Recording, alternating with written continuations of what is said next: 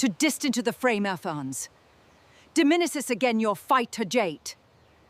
O som das malas batendo contra o asfalto foi o que primeiro chamou a atenção dos vizinhos. Dona Beatriz estava parada na soleira da porta, os braços cruzados sobre o vestido de seda azul marinho, o cabelo grisalho preso num coque perfeito que combinava com a frieza no olhar. Ela não gritava por raiva descontrolada, gritava com a precisão de quem havia ensaiado aquelas palavras durante meses, talvez anos. Você nunca foi digna desta casa, Camila. Nunca foi digna do meu filho. Pegue suas malas e desapareça da minha vida antes que eu chame a polícia para te tirar daqui. A voz ecoou pela rua arborizada do bairro Jardim das Acácias, um dos endereços mais cobiçados de São Paulo, onde as casas tinham portões de ferro forjado e jardineiros contratados para podar cada folha fora do lugar. Camila ficou parada no meio da calçada, sentindo o sol da manhã queimar a nuca, enquanto duas malas de couro, as únicas coisas que ela levara consigo, ao se casar, jaziam abertas no chão, roupas espalhadas como destroços de um naufrágio silencioso. Ela não chorou. Isso surpreendeu até a própria Camila. Depois de 3 anos ouvindo comentários cortantes sobre sua origem humilde, sobre o fato de ter vindo de um bairro simples em Osasco, sobre não ter sobrenome que abrisse portas em jantares empresariais, alguma coisa dentro dela havia se calcificado, como uma pedra que já não sente o impacto das ondas. Ela se abaixou, recolheu um vestido amassado, dobrou-o com cuidado desnecessário, como se o gesto pudesse devolver um pouco de dignidade à cena. Os vizinhos espiavam por trás das cortinas, fingindo regar plantas que não precisavam de água àquela hora. Camila sabia que, até o final do dia, aquela humilhação seria comentada em cada mesa de café da vizinhança. Isso, no entanto, era o menor dos seus problemas. A senhora está exagerando, dona Beatriz, disse Marisa, a governanta que trabalhava na casa havia 15 anos, tentando se aproximar da patroa com a voz baixa, quase suplicante. O senhor Rafael não vai gostar de saber disso. Dona Beatriz virou-se para ela com um olhar que cortava mais que qualquer palavra. Marisa, você é paga para cuidar da casa, não para opinar sobre minha família. A governanta baixou a cabeça e recuou 2 passos, mas não conseguiu desviar o olhar de Camila, que continuava ajoelhada na calçada, recolhendo o que restava de sua vida guardada em 2 malas. Havia, no silêncio daquele momento, um peso que ultrapassava a cena visível. Camila sabia de algo que nem Dona Beatriz, nem Rafael, nem ninguém naquela casa sequer suspeitava. O celular vibrou no bolso do casaco leve que ela vestia. Camila hesitou antes de atender, os dedos tremendo levemente ao ver o nome na tela. Doutor Anselmo Vieira. Ela se afastou alguns passos, virando as costas para a mansão, a voz baixa e rápida. Doutor, agora não é um bom momento. Do outro lado da linha, a voz grave do advogado soou preocupada. Camila, recebi um documento hoje de manhã que precisa da sua assinatura com urgência. É sobre a 2ª fase da transferência do Grupo Horizonte. Se não resolvermos isso até sexta-feira que vem, pode haver complicações com o registro em cartório. Camila fechou os olhos por um segundo, sentindo o coração acelerar. Eu ligo para o senhor mais tarde, doutor. Não posso falar agora. E desligou antes mesmo que ele respondesse, guardando o celular com a pressa de quem esconde uma arma. Foi nesse instante que o carro de Rafael entrou na rua, os pneus cantando levemente ao frear em frente à casa. Ele saiu apressado, o terno cinza escuro ainda amarrotado da longa reunião em que estivera preso a manhã inteira, os olhos castanhos arregalados diante da cena, a esposa ajoelhada na calçada, as malas abertas, a mãe parada na porta como uma estátua de desprezo. Mãe, o que você fez? A voz de Rafael tremeu entre a raiva e a incredulidade, enquanto caminhava rapidamente até Camila e a ajudava a se levantar, segurando seus braços com uma delicadeza que contrastava com a dureza em sua expressão ao encarar Dona Beatriz. Eu fiz o que devia ter feito há muito tempo, respondeu ela sem hesitar, o queixo erguido. Essa mulher não pertence a esta casa, Rafael. Nunca pertenceu. Rafael passou a mão pelo rosto, tentando conter a explosão que ameaçava sair. Ela é minha esposa, mãe. Você não tem o direito de expulsá-la de casa como se fosse lixo. Dona Beatriz deu um passo à frente, a voz agora mais controlada, quase cirúrgica em sua crueldade. Direito? Eu tenho todo o direito. Esta casa é minha, Rafael. Foi seu pai quem construiu. Foi eu quem mantive de pé depois que ele morreu. enquanto você estava ocupado brincando de executivo e ela, apontou para Camila com desdém, brincava de esposa perfeita, sem trazer absolutamente nada para esta família, além de despesas. Camila sentiu um nó na garganta, não de tristeza, mas de uma ironia amarga que ninguém ali podia compreender. Se ao menos soubessem, pensou ela, quem realmente havia impedido aquela casa de ser tomada pelo banco 2 anos atrás. Vamos para dentro, Camila, disse Rafael, tentando puxá-la gentilmente pelo braço, mas Dona Beatriz se colocou entre eles, bloqueando a entrada com o corpo esguio ainda firme, apesar dos 63 anos. Não. Ou ela sai dessa casa agora, ou eu saio. Escolha, meu filho. O silêncio que se seguiu foi denso o suficiente para ser sentido fisicamente, como se o ar da rua tivesse engrossado. Rafael olhou para a mãe, depois para Camila, seus olhos cheios de uma súplica silenciosa por compreensão. Camila conhecia bem aquele olhar, era o mesmo que ele usava, havia 3 anos, toda vez que precisava escolher entre defendê-la e manter a paz com a mãe. E, como sempre, ele hesitou. Não precisa escolher, Rafael, disse Camila finalmente, a voz calma, quase fria, surpreendendo a todos, inclusive a si mesma. Eu vou embora. Ela se abaixou, fechou as malas com um gesto seco e as ergueu, uma em cada mão, o peso do couro puxando seus ombros para baixo. Dona Beatriz sorriu, um sorriso pequeno e vitorioso que não escapou aos olhos de Camila. Finalmente alguém com bom senso nessa história. Rafael tentou segurá-la pelo braço. Camila, espera, vamos conversar. Isso não precisa. Mas ela já estava caminhando em direção ao portão, as rodinhas das malas rangendo contra o piso de pedra portuguesa que ela mesma havia escolhido, anos atrás, quando ainda acreditava que aquela casa poderia ser um lar. Do lado de fora do portão, Camila parou por um instante, olhando para trás, para a fachada branca da mansão que brilhava sob o sol da manhã, as colunas neoclássicas que Dona Beatriz tanto se orgulhava de exibir em jantares. Havia algo profundamente irônico naquele momento que fazia seu peito arder não de dor, mas de uma raiva contida que ela vinha alimentando havia meses. Ela pensou no documento que o doutor Anselmo mencionara, na assinatura pendente, no nome Grupo Horizonte, que ninguém naquela família jamais associaria a ela. Pensou em como aquela mesma mulher que a expulsava, como se fosse um trapo velho, não fazia ideia de que, tecnicamente, era Camila quem detinha o poder de decidir o destino daquela propriedade. Mas não era hora de revelar nada. Não ainda. Rafael correu até o portão, alcançando-a antes que ela pudesse chamar um táxi. Você não vai embora assim, sem explicação, sem conversarmos direito. Camila virou-se para ele, os olhos marejados pela primeira vez, não de fraqueza, mas de cansaço acumulado. Rafael, eu já expliquei 1000 vezes, de 1000 formas diferentes. Eu tentei ser paciente com sua mãe, tentei entender o luto dela pelo seu pai, tentei provar meu valor de todas as maneiras possíveis. Mas há um limite para quanto uma pessoa pode se dobrar antes de quebrar. Ele passou as mãos pelo cabelo, um gesto de frustração que ela conhecia bem. Eu vou falar com ela, vou resolver isso, eu prometo. Camila deu um sorriso triste. Você promete isso há 3 anos.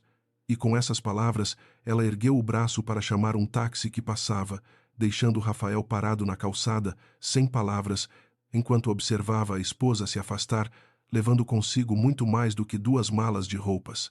No banco de trás do táxi, Camila finalmente permitiu que uma lágrima escapasse, escorrendo silenciosamente pelo rosto, enquanto a paisagem do Jardim das Acácias desaparecia pela janela. Ela pegou o celular novamente e digitou uma mensagem para o doutor.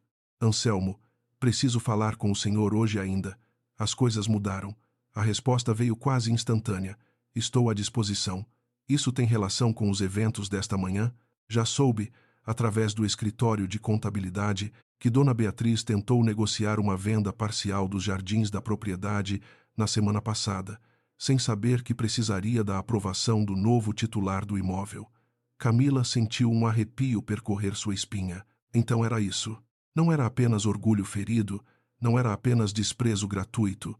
Dona Beatriz estava desesperada, tentando movimentar um patrimônio que, sem que ela soubesse, já não lhe pertencia mais por completo. O táxi seguiu pela Marginal Pinheiros, o rio cinzento refletindo o céu nublado que começava a se formar, como se o tempo também sentisse a tensão daquele dia. Camila olhou pela janela, pensando em como havia chegado até ali uma jovem contadora talentosa que conheceu Rafael Andrade num evento de captação de investimentos, apaixonou-se por sua gentileza silenciosa antes mesmo de saber sobre a fortuna da família e que 2 anos depois do casamento descobriu por acidente, através de documentos que Dona Beatriz deixara descuidadamente sobre a mesa da sala de jantar, que a família estava à beira da falência, endividada até o último tijolo daquela mansão que tanto ostentava. Foi Camila, com sua formação em finanças e sua rede de contatos discretos, quem estruturou secretamente a compra da dívida através de um fundo de investimentos, evitando que a família perdesse tudo, sem nunca revelar sua participação, temendo que fosse acusada de ter se casado por interesse, ou pior, que Rafael se sentisse na obrigação de amá-la por gratidão e não por escolha genuína. Chegando ao apartamento de sua amiga Fernanda, no bairro da Vila Madalena, Camila arrastou as malas até a porta, o corpo cansado carregando um peso que ia muito além do físico. Fernanda abriu a porta antes mesmo que ela batesse, os olhos arregalados ao ver o estado da amiga. Camila, o que aconteceu? Você está branca como cera. Camila entrou, deixando as malas encostadas na parede da sala pequena, mas aconchegante, decorada com plantas e quadros coloridos que contrastavam completamente com a frieza clínica da mansão que acabara de deixar. Beatriz me expulsou de casa. Na frente dos vizinhos, das malas na calçada, tudo. Fernanda levou a mão à boca, chocada. Aquela mulher enlouqueceu de vez. E o Rafael, onde ele estava? Camila suspirou pesadamente, sentando-se no sofá. Chegou depois, tentou consertar, como sempre, mas não fez nada além de tentar acalmar os ânimos. Como sempre, as duas ficaram em silêncio por um momento, o único som sendo o zumbido distante do trânsito da tarde que começava a engrossar lá fora. Fernanda, que trabalhava com Camila havia anos e era uma das únicas pessoas que sabia da verdade sobre o Grupo Horizonte, sentou-se ao lado da amiga e segurou sua mão. Você precisa contar a verdade, Camila. Isso não pode continuar assim. Você está protegendo pessoas que nem sequer sabem que precisam ser protegidas e ainda por cima sendo humilhada por isso. Camila balançou a cabeça, os olhos fixos num ponto qualquer da parede. Se eu contar agora, tudo o que Rafael sentir por mim depois disso vai estar contaminado pela dúvida. Ele vai se perguntar se me amou de verdade ou se apenas se sentiu grato. E Dona Beatriz? Ela vai encontrar uma forma de transformar isso em outra arma contra mim, dizendo que eu manipulei tudo desde o início. O celular de Camila tocou novamente. Dessa vez, era uma chamada do Dr. Anselmo. Ela atendeu, colocando o viva voz para que Fernanda também pudesse ouvir. Camila, precisamos conversar sobre uma questão urgente, disse a voz grave e experiente do advogado. Recebi uma notificação do cartório de registro de imóveis. Parece que Dona Beatriz Andrade tentou formalizar uma venda de parte do terreno da propriedade a um comprador interessado em construir um empreendimento comercial na área, sem saber que qualquer transação precisaria passar pela aprovação do Grupo Horizonte, que detém a hipoteca residual e 51% das ações do imóvel. Camila fechou os olhos, sentindo o peso da situação se aprofundar. Isso significa que ela vai descobrir em breve, não é, doutor? Anselmo suspirou do outro lado da linha. Cedo ou tarde, sim. E prefiro que a senhora esteja preparada antes que isso aconteça de forma descontrolada. Fernanda olhou para Camila com uma expressão séria. Viu? O universo está te empurrando para isso, Camila. Você não vai conseguir esconder para sempre. Camila levantou-se, caminhando até a janela do apartamento, observando o movimento da rua lá embaixo, pessoas seguindo suas vidas normais, sem imaginar o turbilhão que se formava na mente dela. Eu sei, Fernanda, mas eu preciso que isso aconteça no meu tempo, da minha forma. Não quero que pareça que estou usando isso como uma vingança contra Beatriz, mesmo que, Deus me perdoe, uma parte de mim quisesse ver a cara dela quando descobrir. Um sorriso amargo cruzou seu rosto pela primeira vez naquele dia, um vislumbre pequeno de força escondida sob as camadas de cansaço e humilhação acumuladas. À noite, já instalada no quarto de hóspedes do apartamento de Fernanda, Camila recebeu uma mensagem de Rafael. Não consigo dormir sabendo que você está longe por causa de algo que eu deveria ter resolvido há muito tempo. Podemos conversar amanhã? Só nós dois, sem minha mãe por perto. Camila olhou para a tela por um longo tempo antes de responder, os dedos pairando sobre o teclado, pesando-lhe a palavra possível. Finalmente digitou: podemos conversar.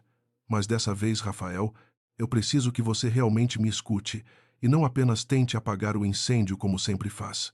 Ela enviou a mensagem e colocou o celular sobre a mesa de cabeceira, deitando-se na cama estranha, olhando para o teto branco, pensando em como, em menos de 24 horas, sua vida cuidadosamente equilibrada entre segredo e sacrifício estava prestes a desmoronar de formas que ela ainda não conseguia prever completamente. Do outro lado da cidade, na mansão do Jardim das Acácias, Dona Beatriz estava sentada em seu escritório particular, os documentos da venda do terreno espalhados sobre a mesa de mogno, uma taça de vinho tinto quase vazia ao seu lado.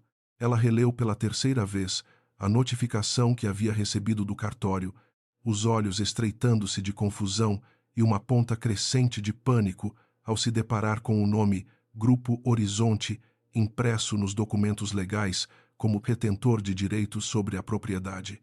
Que absurdo é esse?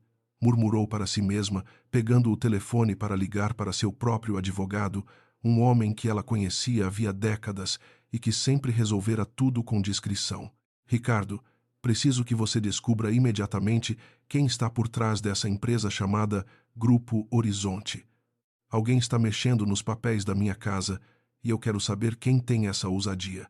O café da manhã no apartamento de Fernanda tinha um cheiro diferente daquele que Camila conhecia. Havia 3 anos na mansão do Jardim das Acácias. Não havia o aroma de pão francês fresco entregue por um padeiro particular, nem o silêncio protocolar de Marisa servindo café em xícaras de porcelana importada.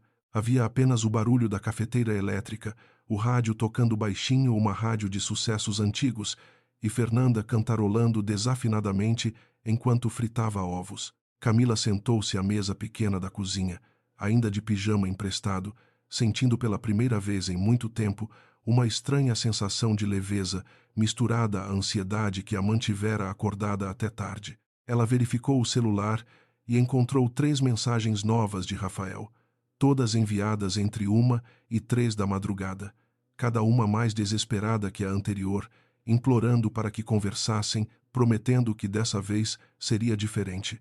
Camila releu as mensagens 2 vezes antes de finalmente responder, marcando um encontro para aquela tarde, num café neutro, longe da mansão e de qualquer possibilidade de interferência de Dona Beatriz. Você tem certeza de que quer encontrá-lo sozinha? Perguntou Fernanda, colocando o prato de ovos na frente da amiga, os olhos preocupados fixos no rosto ainda cansado de Camila. Eu posso ir junto, ficar numa mesa por perto, só por precaução. Camila balançou a cabeça, um sorriso fraco nos lábios. Não, Fernanda, preciso fazer isso sozinha. Se eu levar reforços, vai parecer que estou montando um tribunal contra ele, e não é isso que eu quero. Ela mexeu o café distraidamente, os pensamentos voando entre a conversa que teria com o marido e a ligação pendente com o Dr. Anselmo sobre a tentativa frustrada de venda do terreno. O que mais me preocupa, continuou Camila, é que Beatriz já está investigando quem está por trás do Grupo Horizonte. Se o advogado dela for competente, pode levar semanas, talvez meses, mas eventualmente vai encontrar alguma ligação comigo, e eu preciso estar um passo à frente disso. Fernanda sentou-se à sua frente, cruzando os braços sobre a mesa. Então, por que não age primeiro? Por que não conta para o Rafael antes que ele descubra por outra pessoa, de um jeito que pareça uma traição em vez de uma proteção? A pergunta pairou no ar por um longo momento, pesada como as nuvens escuras que começavam a se formar lá fora, prenunciando chuva. Camila fitou o prato intocado, sentindo o antigo medo apertar seu peito, o medo de que, ao revelar a verdade, tudo o que ela havia construído com tanto cuidado desmoronasse não pela ação da sogra, mas pela reação do próprio marido. Eu tenho medo, Fernanda, admitiu finalmente, a voz baixa. Medo de que ele olhe para mim e veja não a mulher que ama, mas a mulher que segurou seu destino financeiro nas mãos sem que ele soubesse. Isso muda tudo. Muda o equilíbrio entre nós de um jeito que eu não sei se conseguiremos consertar.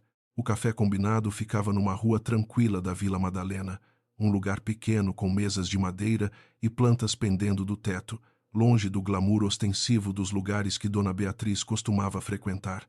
Rafael chegou 15 minutos antes do horário combinado, sentando-se numa mesa no canto, os dedos batucando nervosamente sobre a superfície de madeira enquanto observava a porta. Quando Camila entrou, vestindo um casaco cinza simples, o cabelo preso num rabo de cavalo despretensioso, ele se levantou imediatamente. Um misto de alívio e ansiedade estampado no rosto. Você veio, disse ele, como se tivesse duvidado até o último segundo. Camila sentou-se à sua frente, mantendo distância suficiente para que a conversa não escorregasse para o terreno emocional antes que ela estivesse pronta. Eu disse que viria, Rafael. Eu cumpro minha palavra, mesmo quando é difícil.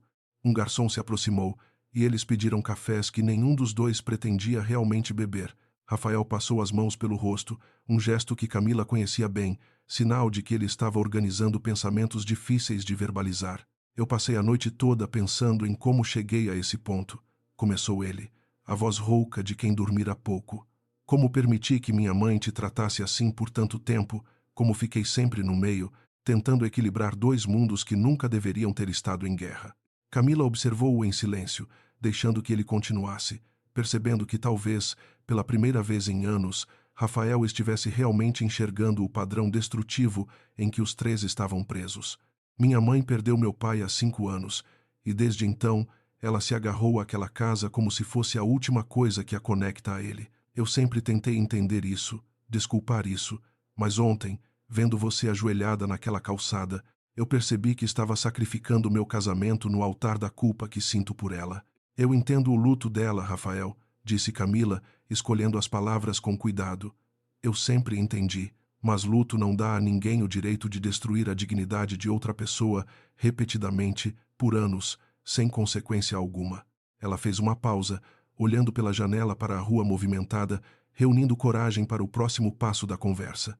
Há coisas que você não sabe sobre a situação financeira da sua família, Rafael. Coisas que sua mãe escondeu de você e que eu, por circunstâncias que não vêm ao caso agora, acabei descobrindo. Rafael franziu a testa, confuso. Do que você está falando? Nossa família sempre foi estável financeiramente. Pelo menos é o que minha mãe sempre disse. Camila sentiu o momento se aproximar. A decisão que precisava tomar ali, naquela mesa, entre um café esfriando e o barulho distante do trânsito. Ela abriu a boca para começar a explicar, mas o celular de Rafael vibrou insistentemente sobre a mesa, interrompendo o momento. Era Dona Beatriz, ligando repetidamente, e quando Rafael finalmente atendeu, irritado com a interrupção, a voz da mãe soou histérica do outro lado da linha, alta o suficiente para que Camila também ouvisse fragmentos. Rafael, você precisa vir para casa agora. Alguém invadiu meu escritório, mexeu nos meus documentos, e Ricardo me ligou dizendo que descobriu algo terrível sobre essa tal empresa, o Grupo Horizonte. Isso é um esquema contra nossa família, Rafael. Alguém está tentando roubar nossa casa. Rafael levantou-se abruptamente, o rosto pálido de preocupação, esquecendo momentaneamente a conversa que estava tendo. Mãe, calma, eu vou até aí agora. Ele desligou e olhou para Camila, a expressão dividida entre a urgência do momento e a percepção de que interrompera algo importante. Desculpa, Camila, eu preciso ir. Parece que algo sério aconteceu em casa. A gente continua essa conversa depois, prometo. E antes que Camila pudesse dizer qualquer coisa, ele já estava correndo em direção à saída do café, deixando-a sozinha com a xícara fria e as palavras não ditas presas na garganta. Camila ficou sentada por um longo momento, sentindo uma mistura estranha de alívio e frustração. Parte dela havia se preparado para finalmente contar a verdade, e a interrupção parecia quase um sinal do destino adiando o inevitável. Mas outra parte dela sabia que aquela ligação significava que as coisas estavam se movendo mais rápido do que ela previra Dona Beatriz. Já estava investigando ativamente. Já suspeitava de um esquema, e isso significava que o tempo que Camila tinha para controlar a narrativa estava se esgotando rapidamente. Ela pegou o celular e ligou imediatamente para o Dr. Anselmo. Doutor, o senhor sabe de algo sobre uma invasão no escritório de Dona Beatriz? Ela está dizendo que alguém mexeu em seus documentos. A voz do advogado soou cautelosa do outro lado. Não tenho conhecimento de nenhuma invasão, Camila. É possível que seja uma dramatização da parte dela para pressionar o filho a agir rapidamente contra a suposta ameaça. Pessoas desesperadas costumam exagerar fatos para conseguir aliados.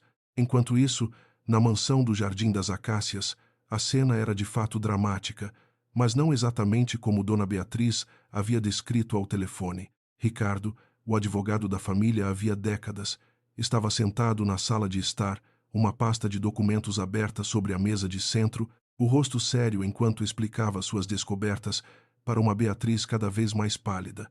Beatriz, eu investiguei o Grupo Horizonte através dos meus contatos na junta comercial. É uma empresa de investimentos legítima, registrada há 4 anos, com um portfólio diversificado de propriedades e ações em diferentes setores. O problema é que a estrutura societária é extremamente bem protegida, usa um sistema de holdings que dificulta identificar os beneficiários finais. Beatriz apertou as mãos sobre o colo, os nós dos dedos brancos de tensão. Isso significa que você não consegue descobrir quem está por trás disso? Ricardo suspirou, ajustando os óculos. Consigo, mas vai levar tempo e vai exigir recursos legais mais agressivos, talvez até uma ordem judicial para forçar a divulgação dos registros. Foi nesse momento que Rafael entrou apressado pela porta principal, encontrando a mãe e o advogado da família imersos em documentos espalhados pela sala. Mãe, o que está acontecendo exatamente? Você disse que alguém invadiu seu escritório. Dona Beatriz levantou-se, caminhando até o filho com uma expressão que misturava genuína preocupação e um toque calculado de vitimização. Rafael, meu filho, eu tentei vender uma pequena parte do terreno dos fundos, aquele pedaço que nunca usamos, para uma construtora interessada, e descobri que não posso fazer isso sem a aprovação de uma empresa terceira que aparentemente detém direitos sobre nossa propriedade. Ricardo está investigando, mas até agora só descobrimos que essa empresa se chama Grupo Horizonte e ninguém sabe quem realmente está por trás dela.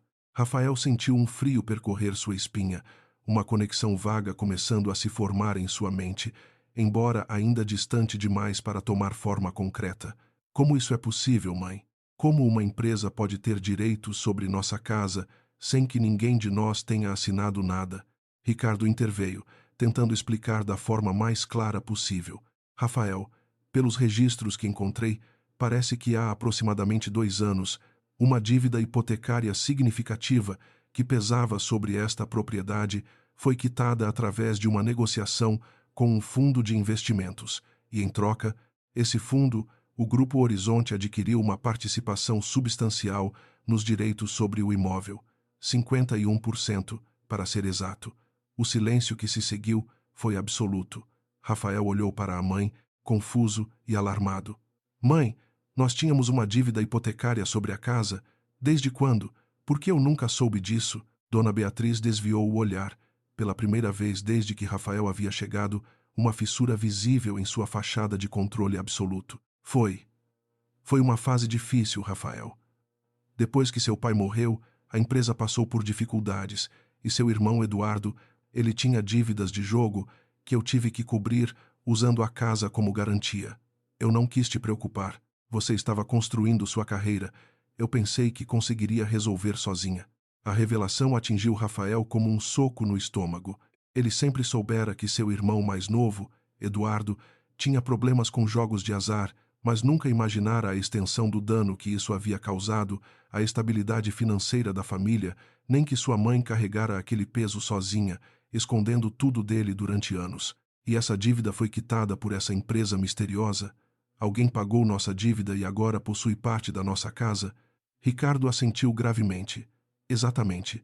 E o mais intrigante é que os termos da negociação foram extremamente favoráveis para a família, taxas de juros baixíssimas, prazo estendido, condições que praticamente nenhuma instituição financeira convencional ofereceria. Isso sugere que quem estava por trás dessa negociação tinha, digamos, um interesse pessoal em proteger esta família, não apenas um interesse comercial frio. As palavras de Ricardo pairaram no ar, e por um instante fugaz, algo pareceu se acender nos olhos de Rafael, uma memória distante, tentando se conectar aos pontos que começavam a se alinhar em sua mente, mas que ele ainda não conseguia articular completamente. Enquanto isso, de volta ao apartamento de Fernanda, Camila recebeu uma mensagem inesperada de um número desconhecido. Ao abrir, seu sangue gelou. Era uma fotografia de um dos documentos do Grupo Horizonte, claramente fotografado às pressas, provavelmente do escritório particular que ela mantinha discretamente num prédio comercial no centro da cidade. A mensagem que acompanhava a foto dizia apenas: "Sei quem você é de verdade. Vamos conversar antes que eu conte para todo mundo." Camila sentiu o pânico apertar seu peito, as mãos tremendo enquanto tentava identificar quem poderia ter enviado aquilo. Ela ligou imediatamente para o Dr. Anselmo, a voz alterada pela urgência. "Doutor, alguém tem fotos dos documentos do escritório? Alguém está me ameaçando. Preciso que investigue isso imediatamente. E preciso saber se há alguma falha de segurança que possa ter comprometido nossa discrição." O Dr. Anselmo, com décadas de experiência lidando com situações delicadas de clientes de alto patrimônio, tentou acalmá-la, enquanto já começava a mobilizar recursos para investigar a ameaça. "Camila, mantenha a calma. Vou entrar em contato com a empresa de segurança que monitora o escritório imediatamente. E também vou verificar se houve algum vazamento através do cartório ou da junta comercial. Enquanto isso, não responda a essa mensagem. Não confirme nem negue nada. Precisamos identificar quem está por trás disso antes de qualquer movimento." Camila desligou o telefone e ficou olhando para a mensagem ameaçadora na tela, sentindo pela primeira vez que a rede cuidadosamente construída de segredos que ela mantivera por 2 anos estava começando a desmoronar, não pelas mãos de Dona Beatriz ou Rafael, mas por uma força externa e desconhecida que parecia ter motivações próprias, possivelmente muito mais perigosas do que uma simples disputa familiar. Fernanda, ao ver o rosto pálido da amiga, aproximou-se rapidamente. "Camila, o que foi? Você está branca." Camila mostrou a mensagem, a mão ainda tremendo levemente. "Alguém sabe. Alguém tem fotos dos meus documentos e está me ameaçando." Fernanda leu a mensagem 2 vezes, o rosto se tornando sério. "Isso não pode ser coincidência, Camila. Isso aconteceu no mesmo dia em que Beatriz começou a investigar o Grupo Horizonte. Você acha que pode haver alguma conexão?" A pergunta ficou pairando no ar enquanto Camila caminhava de um lado para outro na sala pequena, tentando organizar os pensamentos caóticos que se acumulavam em sua mente. "Eu não sei, Fernanda, mas seja quem for, essa pessoa quer alguma coisa em troca do silêncio. E isso me preocupa mais do que a possibilidade de Beatriz descobrir por conta própria. Chantagem é sempre mais perigosa que a verdade revelada abertamente." O restante da tarde transcorreu numa névoa de tensão crescente. Rafael tentou ligar para Camila diversas vezes, mas ela, ainda processando a ameaça recebida, não conseguiu atender, temendo que sua voz traísse o pânico que sentia. Por volta das 7 da noite, ele finalmente apareceu pessoalmente no prédio de Fernanda, tocando a campainha com insistência, até que Camila, relutante, decidiu descer para falar com ele no saguão do edifício, longe dos ouvidos da amiga. Rafael parecia exausto, o terno amassado, os olhos vermelhos de cansaço e preocupação acumulados ao longo do dia. "Camila, descobrimos hoje que existe uma dívida antiga sobre a casa relacionada aos problemas de jogo do meu irmão e que alguém, através de uma empresa chamada Grupo Horizonte, assumiu parte dessa dívida e agora detém direitos sobre nossa propriedade." Ele fez uma pausa, os olhos fixos nos dela com uma intensidade que fez o coração de Camila disparar. "E eu não consigo parar de pensar que você sabe mais sobre isso do que está deixando transparecer." O momento de verdade que Camila tanto temera e ao mesmo tempo desejara parecia finalmente ter chegado, mas agora, com a ameaça anônima pairando sobre sua cabeça e a possibilidade real de que suas informações pudessem estar comprometidas por terceiros mal intencionados, ela sentiu que precisava agir com extremo cuidado. "Rafael, há coisas que eu preciso te contar, mas não posso fazer isso agora. Aqui, dessa forma apressada", disse ela, a voz controlada apesar do turbilhão interno. "Preciso de mais um pouco de tempo para resolver algumas questões antes de poder te explicar tudo com clareza." Rafael balançou a cabeça, frustração visível em cada linha de seu rosto cansado. "Camila, eu não aguento mais segredos. Primeiro minha mãe, escondendo a dívida por anos. Agora você escondendo sabe-se lá o quê. Eu só quero a verdade, seja ela qual for." Camila sentiu o peso daquelas palavras, sabendo que cada dia que ela adiava a revelação completa, aumentava o risco de que a verdade explodisse da pior maneira possível, através de terceiros mal intencionados, em vez de sair de seus próprios lábios, no momento e da forma que ela pudesse controlar. Naquela noite, sozinha novamente no quarto de hóspedes, Camila recebeu uma segunda mensagem do número desconhecido, desta vez mais específica e ameaçadora. Tenho provas de que você usou informações privilegiadas da família Andrade para estruturar a compra da dívida. Isso pode ser interpretado como fraude, dependendo de como eu apresentar os fatos. R$ 100.000 e eu desapareço para sempre. Você tem até sexta-feira. Camila sentiu o sangue gelar em suas veias. A acusação era falsa.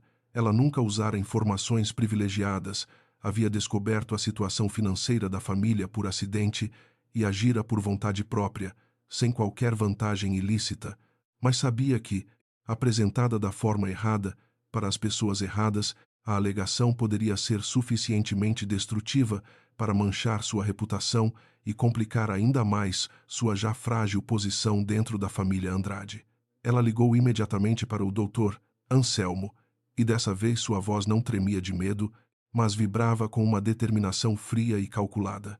Doutor, precisamos descobrir quem é essa pessoa, e precisamos fazer isso rápido. Não vou ceder à chantagem, mas também não posso deixar essa ameaça pairando sobre minha cabeça indefinidamente.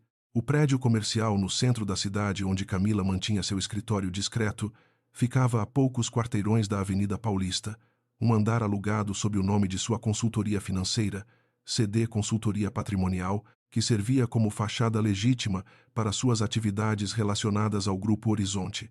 Na manhã seguinte à segunda mensagem de chantagem, Camila chegou mais cedo que o habitual, encontrando o doutor Anselmo já esperando na pequena sala de reuniões, o rosto tenso enquanto revisava algumas anotações num tablet. Consegui rastrear parcialmente a origem das mensagens, disse ele assim que ela se sentou, sem preâmbulos.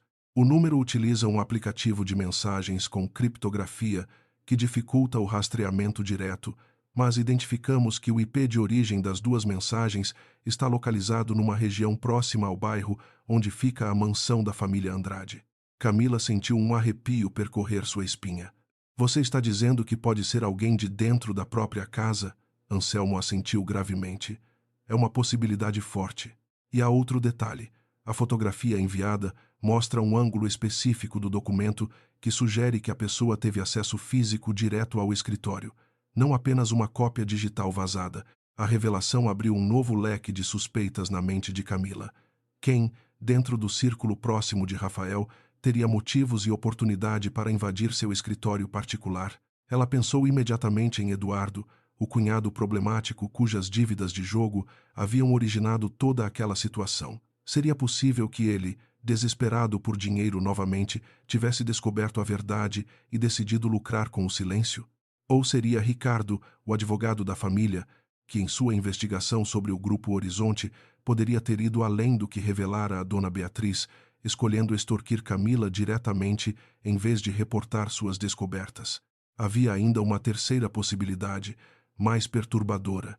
E se fosse a própria dona Beatriz, usando um intermediário para manter as mãos limpas enquanto tentava arrancar informações e, possivelmente, dinheiro da nora que tanto desprezava? Camila expressou essas suspeitas ao Dr. Anselmo, que ponderou cuidadosamente cada possibilidade antes de responder. Vamos investigar cada uma dessas linhas, mas precisamos agir com discrição. Se alertarmos a pessoa errada, ela pode se tornar ainda mais perigosa. Enquanto isso, na mansão do Jardim das Acácias, Dona Beatriz vivia seus próprios tormentos. A revelação sobre a dívida hipotecária e a existência do Grupo Horizonte a deixara em estado de alerta constante, e ela passara a noite anterior praticamente sem dormir, revirando gavetas antigas em busca de qualquer documento que pudesse esclarecer quem estava por trás daquela empresa misteriosa. Foi durante essa busca frenética que ela encontrou, escondido no fundo de uma caixa de sapatos, no armário do antigo escritório de seu falecido marido, um envelope lacrado com anotações manuscritas que reconheceu como a caligrafia do próprio Ricardo Andrade, seu marido, datadas de pouco antes de sua morte. Dentro havia rascunhos de uma carta nunca enviada, na qual ele mencionava suspeitar que a empresa estava em dificuldades financeiras mais graves do que revelara à família, e expressava um desejo de proteger Camila caso algo aconteça comigo, pois ela tem a cabeça mais fria e o coração mais justo desta família. Dona Beatriz ficou paralisada, segurando aquelas palavras do marido morto, sentindo uma onda de emoções contraditórias que ameaçava sufocá-la. Seu orgulho, ferido pela possibilidade de que o próprio marido tivesse confiado mais na nora sem sobrenome do que na esposa de décadas, lutava contra uma pontada de culpa ao perceber que talvez tivesse julgado Camila de forma injusta e cruel durante todos aqueles anos. Ela guardou o envelope rapidamente, escondendo-o novamente, incapaz de processar completamente o que aquilo significava, mas incapaz também de ignorá-lo. Foi nesse estado de confusão emocional que ela recebeu uma ligação de Eduardo, seu filho mais novo, pedindo dinheiro emprestado com urgência, alegando uma nova dívida contraída em uma mesa de pôquer clandestina. Mãe, eu preciso de 30 mil reais até amanhã, ou vai acontecer algo sério, disse ele, a voz alterada por um pânico que Beatriz reconhecia bem, tendo ouvido variações daquela mesma súplica inúmeras vezes ao longo dos anos. Dona Beatriz, exausta emocionalmente e sem acesso imediato a recursos líquidos suficientes, já que a maior parte do patrimônio da família estava atrelada à propriedade, agora parcialmente controlada pelo misterioso Grupo Horizonte, tomou uma decisão precipitada que mudaria o curso dos eventos. Ela decidiu vender, sem consultar ninguém, um conjunto de joias antigas da família, incluindo peças que pertenciam à sua própria sogra, através de um comprador particular que conhecia através de contatos sociais, um homem chamado Vitor Salgado, dono de uma casa de leilões com reputação questionável no mercado paulistano. O que Dona Beatriz não sabia era que Vitor Salgado também estava por trás de outras transações duvidosas e que sua rede de informantes incluía pessoas dentro de escritórios de advocacia e cartórios, através das quais ele obtinha informações privilegiadas sobre patrimônios em disputa, informações que ele usava tanto para negociações vantajosas quanto, ocasionalmente, para chantagens discretas quando a oportunidade se apresentava. Foi exatamente Vitor Salgado quem, ao processar a documentação preliminar para avaliar as joias que Dona Beatriz desejava vender, descobriu através de um contato no cartório de registro de imóveis a conexão entre o Grupo Horizonte e a propriedade da família Andrade e, posteriormente, através de investigação mais aprofundada, usando um investigador particular que mantinha sob contrato, descobriu a ligação entre Camila Duarte e a estrutura societária da empresa.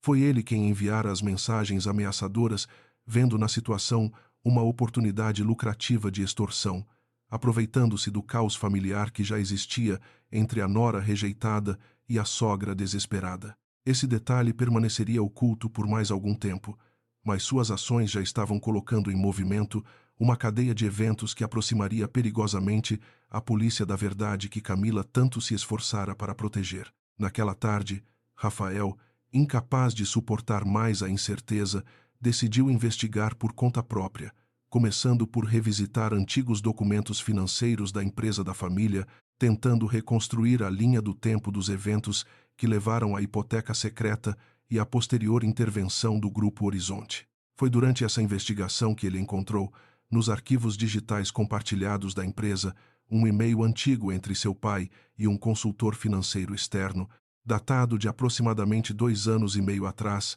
mencionando uma reunião confidencial com uma consultora talentosa que já demonstrou preocupação genuína com o bem-estar da família, além de sua competência técnica excepcional. O e-mail não mencionava nomes diretamente, mas a descrição, combinada com o momento em que fora escrito pouco antes da morte de seu pai e próximo ao período em que, segundo Ricardo, o advogado, a dívida hipotecária havia sido quitada, começou a formar uma imagem que Rafael se recusava conscientemente a completar, embora seu instinto já apontasse insistentemente para a verdade.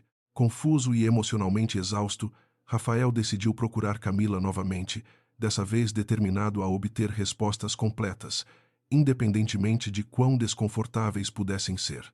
Ele a encontrou ainda no escritório da CD Consultoria, tendo obtido o endereço através de Fernanda, que relutantemente cedera à sua insistência preocupada. Quando ele entrou na pequena recepção do escritório, viu Camila através da porta de vidro de sua sala privada, debruçada sobre documentos, o rosto tenso de concentração, e por um momento ele apenas observou, vendo-a de uma forma que talvez nunca tivesse permitido a si mesmo, ver antes, não como a esposa que precisava ser protegida ou apaziguada entre ele e sua mãe, mas como uma mulher competente, determinada, lidando com algo que claramente exigia inteligência e coragem consideráveis.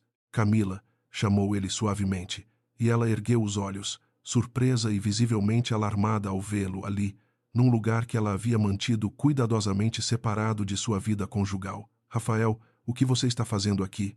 Ele entrou na sala, fechando a porta atrás de si, os olhos percorrendo os documentos espalhados sobre a mesa antes de focar novamente no rosto dela.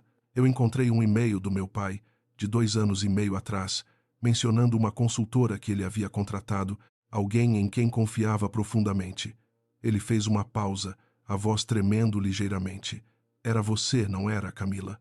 Foi você quem estruturou aquela dívida, quem salvou nossa casa.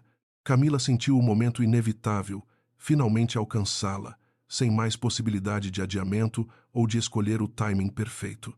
Ela respirou fundo, encarando diretamente os olhos do marido, decidindo que, seja qual fosse a consequência, a verdade merecia ser dita com dignidade e clareza, não arrancada sob pressão ou revelada através de terceiros mal intencionados. Sim, Rafael, fui eu, disse ela finalmente, a voz firme apesar do coração disparado.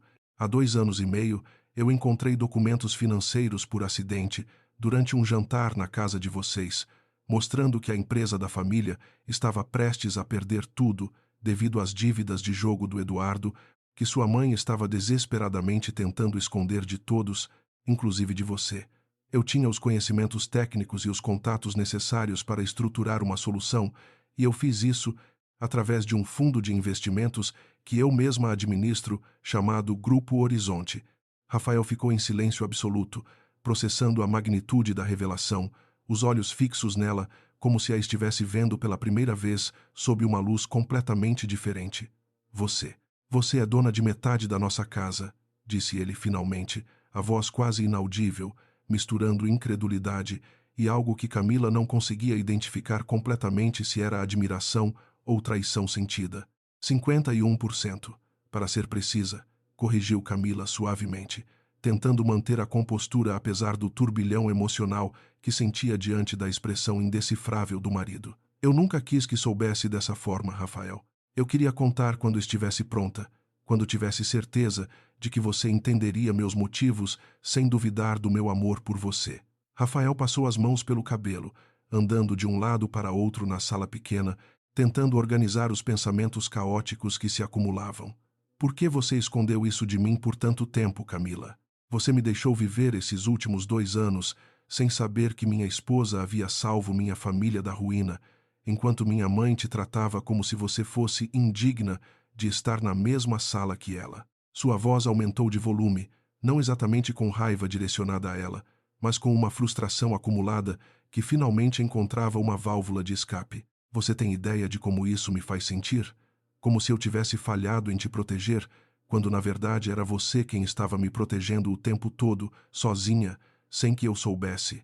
Camila levantou-se, contornando a mesa para ficar mais próxima dele, sentindo a necessidade urgente de fazê-lo compreender suas razões, mesmo sabendo que aquela compreensão poderia não vir facilmente. Rafael, eu tinha medo de que, se você soubesse, tudo entre nós mudasse. Medo de que você começasse a duvidar se realmente me amava ou se apenas se sentia grato pelo que eu havia feito. Medo de que sua mãe usasse isso para dizer que eu havia me casado com você calculadamente, sabendo que um dia poderia usar essa informação como poder sobre a família. As palavras saíram dela num fluxo quase desesperado, a vulnerabilidade que ela havia guardado tão cuidadosamente, finalmente encontrando expressão. Eu não queria ser vista como alguém que comprou seu lugar nesta família, Rafael. Eu queria ser amada pelo que sou, não pelo que posso fornecer financeiramente. Rafael parou de andar, virando-se para encará-la, seus olhos marejados de uma emoção complexa que misturava mágoa, admiração e um profundo remorso. Camila, eu te amo desde o primeiro dia que te conheci, muito antes de saber qualquer coisa sobre dinheiro ou patrimônio ou sobrenomes. Isso nunca vai mudar, independentemente de quantos % você possui da nossa casa. Ele se aproximou, segurando as mãos dela entre as suas, a voz suavizando-se, mas eu também sinto uma dor profunda ao perceber que você carregou esse peso sozinha por tanto tempo, que preferiu suportar a crueldade da minha mãe a confiar em mim com essa verdade. Isso me faz questionar se realmente construímos a intimidade que eu pensava que tínhamos. Aquelas palavras atingiram Camila com mais força do que qualquer grito ou acusação poderia ter atingido, pois continham uma verdade dolorosa sobre os limites que ela mesma havia erguido em nome da autopreservação emocional. Antes que a conversa pudesse aprofundar-se ainda mais, o celular de Camila vibrou sobre a mesa, exibindo uma terceira mensagem do número desconhecido. Ela hesitou, mas diante do olhar questionador de Rafael, decidiu mostrar-lhe a tela. Um ato simbólico de que a era dos segredos entre eles estava definitivamente terminando. A mensagem dizia: "Vejo que você contou para o maridinho. Isso não muda nada. Ainda quer o meu dinheiro? Ou toda São Paulo vai saber que a nora pobretona da família Andrade é na verdade uma golpista que manipulou uma família enlutada para tomar posse da casa deles." Rafael leu a mensagem 2 vezes, o rosto endurecendo de raiva protetora. Quem é essa pessoa? Há quanto tempo isso está acontecendo? Camila explicou rapidamente as 2 mensagens anteriores, o envolvimento do doutor Anselmo na investigação e a suspeita crescente de que a origem poderia estar próxima à própria família Andrade. Rafael, determinado a proteger a esposa apesar do turbilhão emocional que ainda sentia sobre a revelação recente, imediatamente propôs que ligassem para a polícia, argumentando que uma tentativa de extorsão era um crime sério que merecia a intervenção formal das autoridades. Camila hesitou inicialmente, temendo que uma investigação policial pudesse expor prematuramente e de forma descontrolada toda a estrutura do Grupo Horizonte antes que ela pudesse gerenciar adequadamente as implicações para sua relação com Dona Beatriz e com o restante da família. Mas diante da escalada das ameaças e do risco genuíno de sua segurança e reputação, ela finalmente concordou e juntos, pela primeira vez como uma equipe unida enfrentando um problema em comum, eles ligaram para a Delegacia de Crimes contra o Patrimônio, marcando um horário para prestar queixa formal na manhã seguinte. Enquanto caminhavam juntos até o carro de Rafael naquela noite, uma tensão estranha pairava entre eles, não mais a tensão da revelação chocante, mas algo mais complexo, uma mistura de intimidade recém-forçada e distância ainda não resolvida. "O que vamos dizer para sua mãe?" perguntou Camila, quebrando o silêncio enquanto entravam no carro. Rafael suspirou pesadamente, ligando o motor, mas não arrancando imediatamente, os dedos tamborilando no volante. "Eu não sei, Camila. Parte de mim quer contar tudo imediatamente, forçá-la a confrontar como ela te tratou, quando, na verdade, você era quem sustentava metade do patrimônio dela. Mas outra parte teme que isso a destrua completamente, considerando o estado emocional frágil em que ela já está desde a morte do meu pai." Camila olhou pela janela, observando as luzes da cidade passarem, enquanto ele finalmente colocava o carro em movimento. "Talvez a verdade precise vir à tona por conta própria, Rafael. Talvez não devamos ser nós a decidir quando e como ela vai descobrir. Considerando tudo o que está acontecendo com essas ameaças e a possível investigação policial, acho que os eventos vão nos ultrapassar de qualquer forma." Suas palavras se mostrariam proféticas antes mesmo do amanhecer. Naquela mesma noite, enquanto Dona Beatriz finalizava os últimos detalhes da venda das joias da família com Vitor Salgado, num encontro discreto em seu próprio escritório na mansão, um dos funcionários da Casa de Leilões, alertado por movimentações bancárias suspeitas relacionadas a possíveis lavagem de bens de origem duvidosa, já que algumas das joias haviam sido identificadas por um perito como possivelmente furtadas de outra família anos atrás, uma coincidência que Vitor Salgado desconhecia completamente ao adquiri-las através de outro canal duvidoso, decidiu denunciar a transação anonimamente à polícia, temendo envolvimento em atividades ilegais que poderiam comprometer sua própria carreira. Essa denúncia, combinada com a queixa que Camila e Rafael pretendiam registrar na manhã seguinte sobre a tentativa de extorsão, criaria uma tempestade perfeita de investigações convergentes que traria a polícia diretamente à porta da mansão do Jardim das Acácias, antes mesmo que o sol se pusesse novamente sobre a cidade de São Paulo. A campainha da mansão do Jardim das Acácias tocou às 8 da manhã, um som insistente e autoritário, que fez Dona Beatriz derrubar sua xícara de café sobre a toalha de linho branco da mesa de café da manhã. Marisa correu para atender, e quando abriu a porta, encontrou 2 policiais civis à paisana, acompanhados por um investigador uniformizado, todos com expressões profissionalmente neutras, que não deixavam transparecer nada sobre a gravidade da situação que os trouxera até ali. Bom dia. Precisamos falar com a senhora Beatriz Andrade sobre uma denúncia relacionada à comercialização de joias de procedência duvidosa, disse o investigador mais velho, um homem de cabelos grisalhos e olhar cansado que se apresentou como o delegado Otávio Ramírez. Dona Beatriz, ainda em seu robe de seda matinal, sentiu o sangue gelar nas veias ao ouvir aquelas palavras, sua mente correndo rapidamente pelas implicações do que aquilo poderia significar. Deve haver algum engano, disse ela, tentando manter a compostura enquanto os conduzia para a sala de estar, o coração martelando contra o peito. Eu apenas vendi algumas joias de família através de um comprador de confiança. O delegado Ramírez abriu uma pasta que carregava, retirando fotografias das peças em questão. Senhora Andrade, temos motivos para acreditar que pelo menos 3 das peças vendidas ao senhor Vítor Salgado foram originalmente furtadas de uma coleção particular há aproximadamente 8 anos, num caso que permanecia em aberto em nossos registros.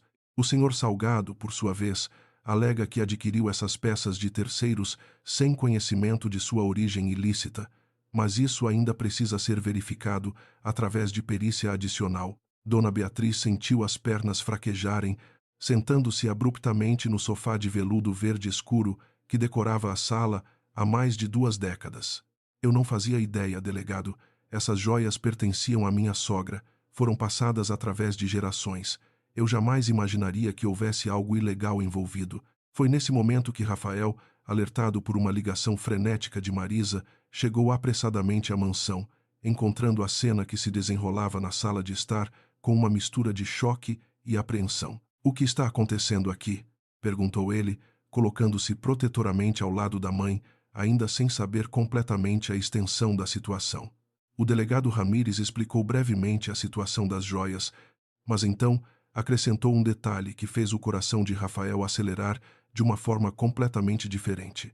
Além disso, senhor Andrade, recebemos esta manhã uma queixa formal registrada por sua esposa, Camila Duarte Andrade, e pelo senhor mesmo, relatando tentativas de extorsão relacionadas a uma empresa chamada Grupo Horizonte. Nossa investigação preliminar já revelou uma conexão direta entre essa queixa e o caso das joias, já que o mesmo Vítor Salgado, através de seus contatos, parece ser a fonte das informações usadas para a tentativa de chantagem contra a senhora Andrade. Dona Beatriz ergueu os olhos abruptamente, confusão estampada em seu rosto. Que extorsão? Que Grupo Horizonte? Do que vocês estão falando? O delegado Ramírez, percebendo que havia camadas de informação que talvez não fossem de conhecimento de todos os presentes, olhou para Rafael com uma expressão questionadora, como se buscasse permissão silenciosa para continuar a explicação diante de a mãe. Rafael respirou fundo, sentindo o peso do momento que se aproximava. Inevitavelmente, a verdade que ele e Camila haviam decidido deixar emergir, naturalmente, estava prestes a explodir diante de sua mãe de uma forma muito mais pública e incontrolável do que jamais haviam imaginado. Mãe, é melhor você se sentar e ouvir com calma, disse ele, a voz tremendo ligeiramente. Há coisas sobre nossa situação financeira que precisam ser esclarecidas agora. Naquele exato momento, o celular do doutor Anselmo, que havia sido notificado pela polícia sobre a convergência das investigações e havia decidido comparecer pessoalmente à mansão para representar os interesses legais de Camila, tocou insistentemente. Ele atendeu rapidamente enquanto estacionava em frente à propriedade, ouvindo a voz de Camila do outro lado da linha, perguntando ansiosamente sobre o desenrolar da situação. Estou chegando agora, Camila. A polícia já está lá e, pelo que entendi da ligação do delegado Ramírez, a situação das joias de Dona Beatriz está diretamente conectada com o caso da extorsão. Acho que é hora de você vir também. A verdade vai sair de qualquer forma e é melhor que você esteja presente para contar sua versão com clareza, em vez de deixar que interpretações equivocadas se instalem. Camila, que já estava a caminho depois de ter sido informada pelo próprio Rafael sobre a chegada inesperada da polícia, apertou o passo o coração disparado com a antecipação do que estava por vir. Dentro da mansão, o delegado Ramírez prosseguia com sua explicação, revelando gradualmente aos presentes que agora incluíam também Eduardo, o filho mais novo, que havia chegado alarmado após receber uma mensagem preocupada de Marisa, a estrutura complexa da situação. Nossa investigação revelou que, há aproximadamente 2 anos e meio, uma dívida hipotecária significativa que pesava sobre esta propriedade, decorrente de obrigações financeiras não reveladas, foi quitada através de uma negociação com um fundo de investimentos privado chamado Grupo Horizonte. Em consequência dessa negociação, o Grupo Horizonte adquiriu direitos sobre 51% da propriedade em que estamos agora. Dona Beatriz, o rosto cada vez mais pálido, olhou para o filho mais novo com uma mistura de fúria e desespero.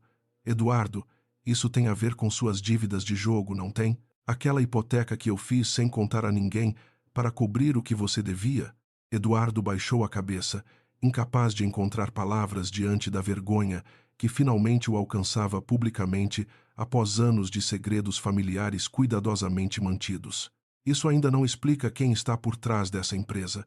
Grupo Horizonte, insistiu Dona Beatriz, sua voz carregada de uma ansiedade crescente, enquanto todas as peças começavam a se organizar, de forma que ela ainda não conseguia completamente processar. Foi nesse momento que a porta da sala se abriu e Camila entrou, acompanhada pelo Dr. Anselmo, ambos com expressões sérias, mas determinadas.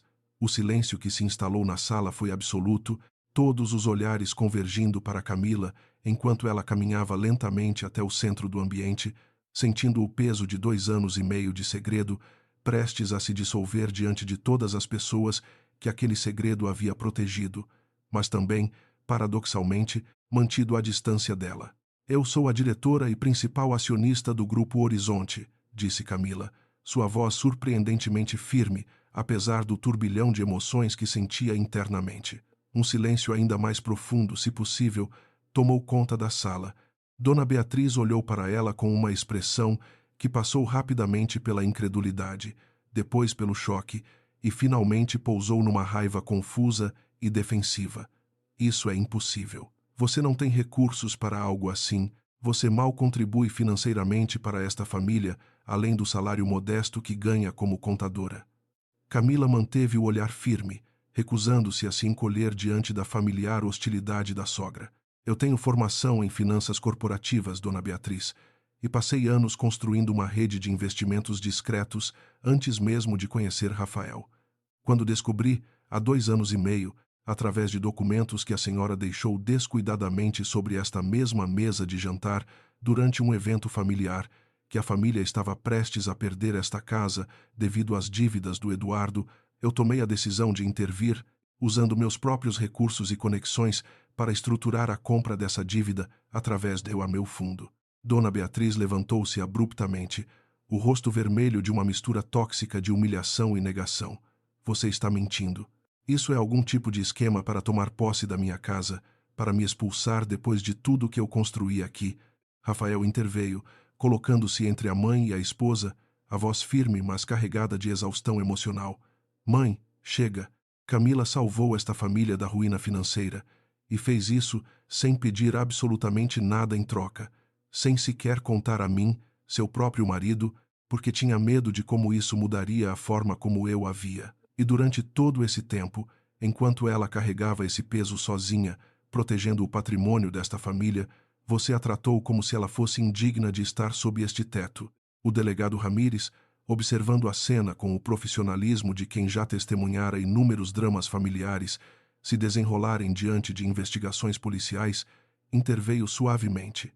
Senhores, entendo que há questões emocionais complexas aqui, mas preciso esclarecer os aspectos legais da situação antes de prosseguirmos com nossa investigação sobre as joias e a tentativa de extorsão. O Dr. Anselmo, aproveitando a pausa criada pela intervenção do delegado, abriu sua pasta e retirou documentos que comprovavam formalmente a estrutura societária do Grupo Horizonte, apresentando-os tanto à polícia quanto aos membros da família Andrade presentes.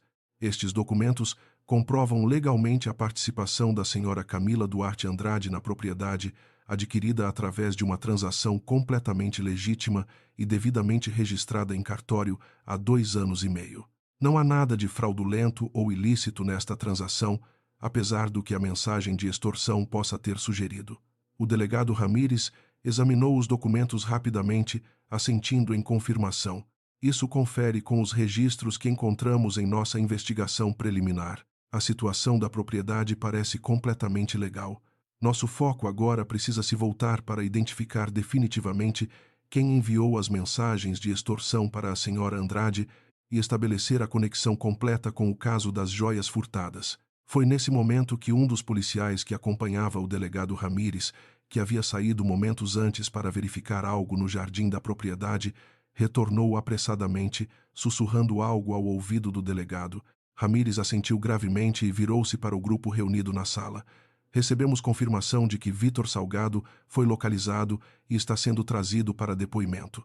Nossos investigadores também identificaram, através do rastreamento das mensagens de extorsão e de registros de acesso ao prédio comercial onde fica o escritório da senhora Andrade, que ele teve acesso físico ao local há aproximadamente uma semana, posando como um potencial cliente interessado em serviços de consultoria financeira, momento em que aparentemente fotografou documentos confidenciais deixados visíveis sobre uma mesa.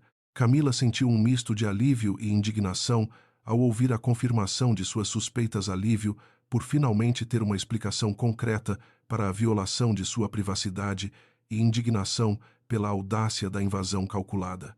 Dona Beatriz, ainda processando a revelação sobre Camila e a propriedade, mas agora também confrontada com a confirmação de que fora ela mesma quem, através de sua tentativa desesperada de vender as joias, havia inadvertidamente conectado Vítor Salgado à informação que ele usara para chantagear a nora. Sentiu o chão sob seus pés ceder de uma forma completamente diferente. Eu não sabia que aquelas joias eram roubadas, murmurou ela, mais para si mesma do que para qualquer pessoa presente na sala, a voz carregada de um choque que começava a se transformar lentamente em algo parecido com remorso genuíno. E eu não fazia ideia de que foi você, Camila, quem salvou esta casa. Eu passei 2 anos e meio te tratando como uma intrusa, uma aproveitadora, quando, na verdade... Sua voz falhou, incapaz de completar o pensamento, as implicações da própria crueldade finalmente começando a se cristalizar diante dela com uma clareza dolorosa. O delegado Ramírez, percebendo que a tensão emocional na sala havia atingido um ponto crítico, decidiu prosseguir com os procedimentos formais necessários, solicitando que Camila e Rafael o acompanhassem até a delegacia para formalizar detalhes adicionais sobre a queixa de extorsão, enquanto Dona Beatriz seria convidada a comparecer separadamente para esclarecer sua participação, ainda que involuntária, na venda de bens de origem duvidosa. Antes de saírem, contudo, o delegado fez uma pausa, olhando para o grupo reunido com uma expressão que misturava profissionalismo e uma ponta de compreensão humana pelo drama que testemunhara se desenrolar. Situações como essa, disse ele, frequentemente revelam que os verdadeiros culpados não são sempre aqueles que imaginamos inicialmente. Espero que suas famílias consigam encontrar um caminho para reconstruir a confiança, independentemente de como a lei resolva as questões formais envolvidas. No caminho até a delegacia, dentro do carro conduzido por Rafael com Camila no banco do passageiro e o Dr. Anselmo seguindo em seu próprio veículo, um silêncio pesado, mas diferente do anterior, pairava entre o casal. Não era mais o silêncio do segredo não revelado, mas o silêncio de 2 pessoas processando as implicações profundas de tudo o que havia acontecido nas últimas horas. Você está bem? Perguntou Rafael finalmente, quebrando o silêncio enquanto parava num semáforo vermelho. Camila olhou para ele, um misto de exaustão e um alívio estranho e inesperado estampado em seu rosto. Estou processando ainda. Passei tanto tempo temendo esse momento, imaginando todas as formas catastróficas que poderiam acontecer, e agora que aconteceu, de uma forma que eu nunca teria escolhido, através de uma investigação policial, em vez de uma conversa privada, eu sinto principalmente alívio. Não preciso mais carregar esse peso sozinha. Rafael estendeu a mão, entrelaçando seus dedos com os dela sobre o console central do carro, um gesto simples, mas carregado de significado, depois de tudo que haviam atravessado. Eu ainda estou processando muitas coisas também, Camila. Sinto orgulho imenso do que você fez por nossa família, mas também sinto uma dor persistente ao pensar em como você se sentiu obrigada a esconder isso e em como minha própria covardia em confrontar minha mãe permitiu que você fosse maltratada durante tanto tempo sem que eu agisse com a firmeza que deveria. Ele apertou levemente a mão dela antes de acelerar quando o semáforo abriu. Precisamos reconstruir muitas coisas entre nós, não apenas resolver essa situação legal com a polícia, mas quero que saiba que meu amor por você não vacilou nem por um segundo através de tudo isso. Se alguma coisa, ele só se aprofundou ao ver a força que você demonstrou. Na delegacia, o processo de depoimento formal se estendeu por várias horas, durante as quais Camila detalhou cuidadosamente, com o suporte legal do Dr. Anselmo, toda a estrutura de suas atividades através do Grupo Horizonte, comprovando a legalidade de cada transação através de documentação extensa que havia mantido meticulosamente organizada, justamente prevendo a possibilidade de que, um dia, precisasse defender suas ações formalmente. O delegado Ramírez, satisfeito com a clareza e consistência do depoimento, confirmou que não havia base para qualquer acusação criminal contra ela e que o foco da investigação se voltaria completamente para Vítor Salgado, tanto em relação à tentativa de extorsão quanto ao caso mais complexo das joias de procedência duvidosa. Enquanto isso, em outra sala da delegacia, Vítor Salgado, já detido e sendo interrogado, tentava desesperadamente minimizar sua culpa, alegando que apenas explorara uma oportunidade de negócio ao descobrir informações que considerava de interesse público, uma justificativa que o delegado Ramírez e sua equipe rapidamente desmontaram através das evidências claras de intenção extorsiva presentes nas mensagens trocadas com Camila. Salgado, percebendo que sua situação legal se agravava rapidamente, começou a oferecer informações adicionais na esperança de reduzir sua pena, revelando detalhes sobre sua rede de contatos que forneciam informações privilegiadas sobre patrimônios em disputa, uma revelação que abriria uma investigação mais ampla sobre práticas similares envolvendo outras famílias abastadas de São Paulo, mas que, para os propósitos imediatos da situação de Camila e Rafael, representava o fechamento definitivo daquele capítulo ameaçador de suas vidas. De volta à mansão do Jardim das Acácias, Dona Beatriz permanecia sentada sozinha na sala de estar, o silêncio da casa vazia pesando sobre ela de uma forma que nunca sentira antes, mesmo nos anos solitários desde a morte do marido.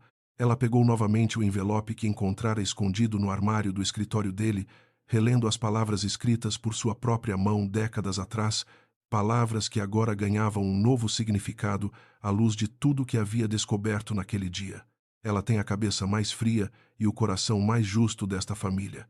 Havia escrito seu marido sobre Camila, uma avaliação que Beatriz, cegada por seu próprio orgulho e pela dor não processada de seu luto, havia se recusado a considerar durante todos aqueles anos, escolhendo em vez disso ver na nora uma ameaça à sua própria posição de matriarca, uma intrusa que precisava ser mantida sob controle através de humilhação constante. Marisa, a governanta fiel que testemunhara toda a dinâmica familiar se desenrolar ao longo dos anos, aproximou-se cautelosamente, trazendo uma xícara de chá que colocou silenciosamente ao lado de Dona Beatriz. "A senhora está bem?" perguntou ela, a voz suave carregada de uma preocupação genuína, apesar da rigidez formal que sempre caracterizara a relação entre patroa e empregada. Dona Beatriz olhou para ela, os olhos marejados de uma vulnerabilidade que raramente permitia que qualquer pessoa visse. "Eu passei anos, Marisa, construindo uma narrativa em minha cabeça sobre quem era digno desta família e quem não era, baseada em coisas superficiais como sobrenome e origem financeira. E a pessoa que eu mais desprezava, mais maltratei, era exatamente aquela que, silenciosamente, sem pedir nada em troca, garantiu que eu ainda tivesse um teto sobre minha cabeça. Ela deixou que uma lágrima escapasse, algo que não permitia a si mesma havia anos. Eu não sei se existe perdão suficiente para o que eu fiz a ela. Naquela noite, após finalizarem todos os procedimentos necessários na delegacia, Camila e Rafael voltaram juntos para o apartamento que haviam comprado nos primeiros meses de casamento, mas que raramente usavam, preferindo a comodidade e o status da mansão familiar, uma escolha que, em retrospecto, Camila reconhecia como parte do padrão de acomodação que permitira que a dinâmica tóxica com Dona Beatriz persistisse por tanto tempo. Sentados juntos no pequeno sofá da sala, ainda processando os eventos avassaladores do dia, Rafael quebrou o silêncio contemplativo que se instalara entre eles. Eu preciso te pedir desculpas, Camila, não apenas pela forma como agi hoje, mas pelos últimos 3 anos. Eu escolhi repetidamente a paz superficial com minha mãe, em vez de defender você de verdade, e isso criou um ambiente onde você sentiu que precisava esconder até mesmo os seus maiores atos de amor e sacrifício, por medo de como seriam recebidos. Camila apoiou a cabeça no ombro dele, sentindo pela primeira vez em muito tempo uma sensação de paz genuína, ainda que fragmentada pela exaustão emocional do dia. Nós dois temos partes a assumir nessa dinâmica, Rafael. Eu escolhi o silêncio quando deveria ter insistido em conversas difíceis.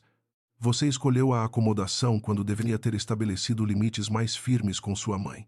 Talvez agora, com tudo isso exposto, tenhamos finalmente a oportunidade de reconstruir nosso casamento sobre bases mais honestas. Ele beijou o topo de sua cabeça suavemente, um gesto de ternura que carregava o peso de tudo que haviam atravessado juntos naquele dia extraordinário. O que você acha que vai acontecer agora, com minha mãe, com a casa, com tudo? Perguntou ele. A incerteza sobre o futuro pairando pesadamente entre eles, apesar do alívio momentâneo de terem finalmente eliminado os segredos que os separavam. Camila suspirou, considerando cuidadosamente a pergunta antes de responder. Eu não sei, Rafael. Legalmente, eu tenho direitos claros sobre a propriedade, mas isso nunca foi sobre poder ou controle para mim. Foi sempre sobre proteger uma família que, apesar de tudo, eu amo, porque é a sua família, porque um dia decidi fazer parte dela. Ela ergueu os olhos para encontrar os dele, uma determinação silenciosa brilhando através do cansaço visível em seu rosto. Mas acho que chegou a hora de estabelecermos novos termos para essa relação. Sua mãe precisa entender que respeito não é algo que se ganha através de sobrenome ou histórico familiar, mas através de como tratamos uns aos outros. E eu não vou mais aceitar ser tratada como inferior em uma casa que, tecnicamente, ajudei a manter de pé. 3 semanas se passaram desde o dia em que a polícia chegara à mansão do Jardim das Acácias. 3 semanas que transformaram profundamente a dinâmica de toda a família Andrade. Camila havia se mudado de volta para o apartamento que dividia com Rafael, mas ambos haviam concordado, após longas conversas terapêuticas com uma psicóloga especializada em relacionamentos que Fernanda recomendara, que precisavam reconstruir sua intimidade sobre bases completamente novas antes de sequer considerar qualquer contato regular com a mansão da família. Dona Beatriz, por sua vez, enfrentava suas próprias consequências. Embora a investigação policial tivesse eventualmente concluído que ela não tinha conhecimento da origem ilícita das joias vendidas, sendo, portanto, isenta de responsabilidade criminal, o processo civil, movido pela família original das joias furtadas, exigia que ela devolvesse o valor recebido pela venda, uma quantia que, somada às dívidas ainda pendentes de Eduardo, colocava a família numa situação financeira delicada que apenas a participação de Camila no Grupo Horizonte impedia de se tornar catastrófica. Foi numa tarde de sábado, sob um céu que finalmente havia clareado depois de dias de chuva persistente, que Rafael propôs a Camila que organizassem um encontro formal com Dona Beatriz, não na mansão, mas em terreno neutro, para tentar estabelecer os novos termos de relacionamento que Camila havia mencionado semanas antes. Acho que ela precisa de um espaço para se expressar sem a pressão psicológica de estar em sua própria casa, onde ainda se sente, mesmo que irracionalmente, como se estivesse defendendo o território, explicou Rafael, enquanto dirigiam até o restaurante que haviam escolhido para o encontro, um lugar tranquilo com vista para o Parque Ibirapuera. Camila assentiu, sentindo uma mistura de ansiedade e determinação calma diante da perspectiva daquele confronto necessário. Eu não vou entrar nessa conversa buscando vingança, Rafael, mas também não vou entrar disposta a fingir que os últimos 3 anos não aconteceram apenas para manter uma paz artificial. Dona Beatriz já estava sentada à mesa reservada quando eles chegaram, vestida de forma mais simples do que Camila jamais a vira, sem as joias ostensivas que costumava exibir, o rosto marcado por um cansaço que ia além do físico. Ela se levantou ao vê-los, aproximar-se, um gesto de respeito que surpreendeu tanto Camila quanto o próprio Rafael. Obrigada por virem, disse ela, a voz carregada de uma humildade desconhecida em seu tom habitual. Eles se sentaram, um silêncio inicial desconfortável pairando sobre a mesa, antes que Dona Beatriz, tomando coragem, decidisse quebrar o gelo. Eu passei essas 3 semanas pensando muito, Camila, sobre quem eu fui como pessoa, como mãe, como sogra, e percebi que construí uma versão de mim mesma baseada em orgulho e medo. Medo de perder o controle, medo de ser irrelevante depois que meu marido morreu, medo de que aceitar a ajuda de qualquer pessoa significasse admitir minha própria fraqueza. Camila ouviu em silêncio, permitindo que a sogra continuasse, reconhecendo que aquele momento de vulnerabilidade genuína merecia espaço para se desenvolver sem interrupções apressadas. Eu encontrei uma carta que seu pai, disse ela, virando-se para Rafael, havia escrito pouco antes de morrer, mencionando o quanto confiava em Camila, o quanto via nela qualidades que eu me recusei a enxergar durante todos esses anos. Sua voz falhou momentaneamente e ela precisou pausar para se recompor antes de continuar. Eu te tratei mal, Camila, de formas que não tenho como desfazer completamente através de simples palavras. Mas eu quero, se você permitir, ter a oportunidade de reconstruir essa relação, começando do zero, dessa vez baseada em respeito genuíno, não em hierarquias artificiais que eu criei para me proteger da minha própria insegurança. Camila sentiu os olhos marejarem, não de tristeza, mas de um alívio profundo que não esperava sentir tão intensamente diante daquele pedido de desculpas. Eu aceito seu esforço, Dona Beatriz, disse ela finalmente, escolhendo as palavras com cuidado, mas preciso que entenda que reconstruir confiança leva tempo e que eu preciso de limites claros daqui para frente. Eu nunca vou aceitar ser tratada como inferior novamente, seja por questões de sobrenome, origem financeira ou qualquer outra medida superficial de valor. Se formos reconstruir essa relação, precisa ser sobre igualdade genuína. Dona Beatriz assentiu vigorosamente, um pequeno sorriso trêmulo cruzando seu rosto pela primeira vez desde que haviam se sentado à mesa.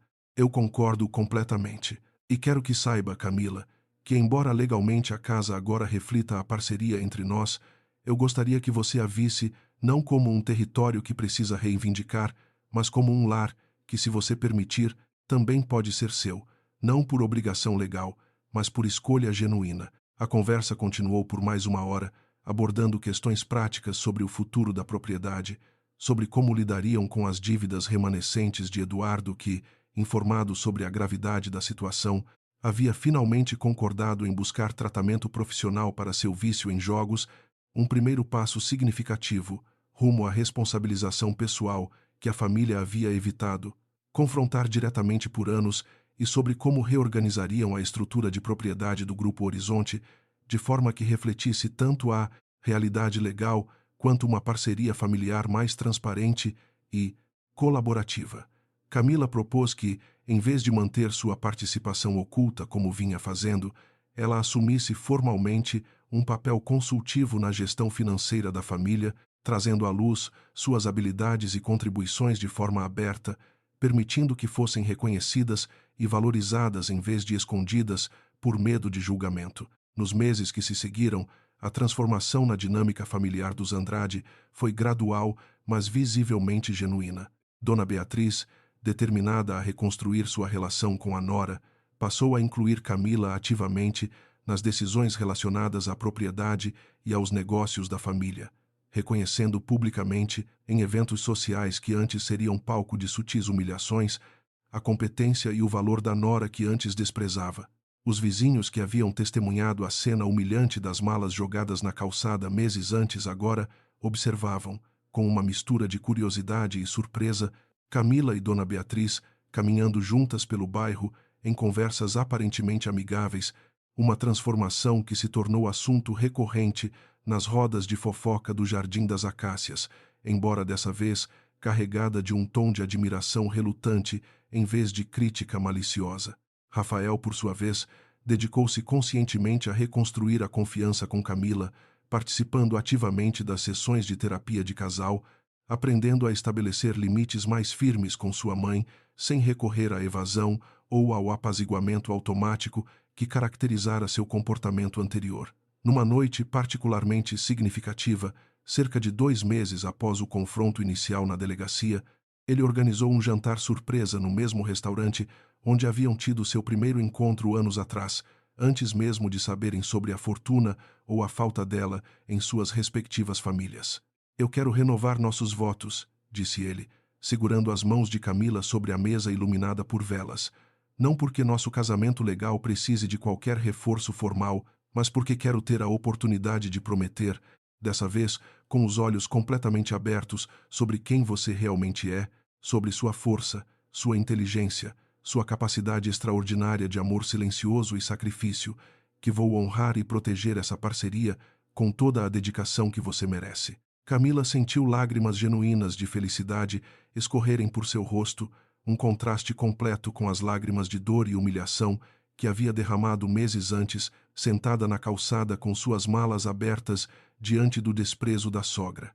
Eu aceito, Rafael, respondeu ela, a voz tremendo de emoção, mas dessa vez quero que nossos votos incluam uma promessa mútua de honestidade completa, de nunca mais permitirmos que o medo do julgamento ou da rejeição nos impeça de compartilhar verdades importantes um com o outro, por mais assustadoras que possam parecer no momento. Eles selaram aquela promessa com um beijo suave, carregado de todo o peso emocional da jornada que haviam percorrido juntos, uma jornada que os havia levado através da humilhação, do segredo, da revelação dolorosa e, finalmente, a reconstrução de algo mais forte e autêntico do que jamais haviam possuído antes. A cerimônia de renovação de votos, realizada 6 meses depois no jardim da própria mansão do Jardim das Acácias, um local que Camila, apesar de tudo, escolhera deliberadamente como um símbolo de reconciliação e novo começo, reuniu familiares e amigos que testemunhavam não apenas a celebração de um amor reconstruído, mas a transformação visível de toda uma família.